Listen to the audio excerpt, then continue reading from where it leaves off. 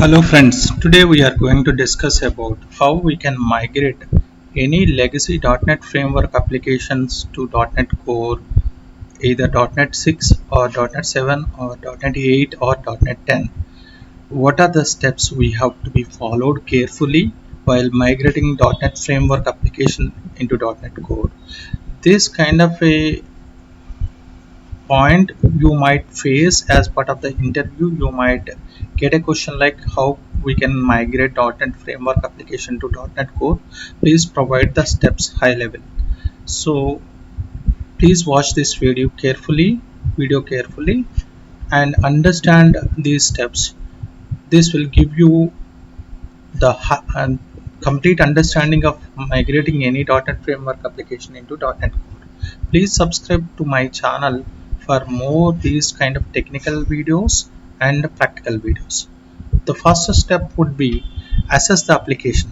Identify the .NET framework version and dependencies. We have to identify them first and check for unsupported APIs or libraries in .NET Core or .NET 6 or 7 or 8. So if any of your .NET framework application is using legacy libraries which are not available in .NET Core, we need to identify them first. We need to use the .NET Portability Analyzer to evaluate compatibility. So this is the first assessment step we have to follow.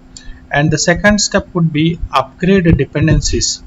So that means replace outdated NuGet packages with the compatible versions. So we have to identify the new framework version, .NET Core version, and accordingly we have to upgrade those dependencies. Remove or replace libraries no longer supported in .NET Core. We need to either identify the suitable library or else we need to remove the library which is not supported by the .NET Core using NuGet packages.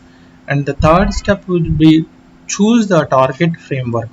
Decide whether to migrate to .NET Core 3.1, .NET Core 6, 7, 8 or 10 based on the long-term support requirements. We have to choose the target framework carefully and migrate project files. So that means convert the .cs proj file to the SDK-style format. So we have to apply the SDK-style format and update target framework to .NET 6 or 7 or 8 or 10.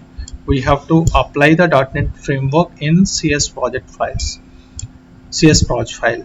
And the fifth step would be refactor the code. Replace Windows specific APIs, example system.web, with cross-platform alternatives, and update app.config or web.config to appsettings.json. So we have to update all the configurations to appsettings.json configuration files. If it is XML specific configuration, app.config or web.config contain XML configuration, we have to convert it into JSON configuration. Refactor authentication authorization. If using legacy frameworks like forms authentication, we have to refactor the code. And the sixth step would be rebuild and test. Build the application in .NET framework to identify compilation errors, .NET Core to identify compilation errors, run all unit tests and integrations tests to verify functionality. The seventh step would be containerize or deploy. This is not a mandatory step. If we want to containerize your application, is optionally containerize the application using Docker for deployment.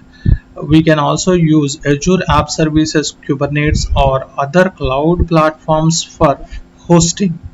We can these are all this is containerization step would be optional.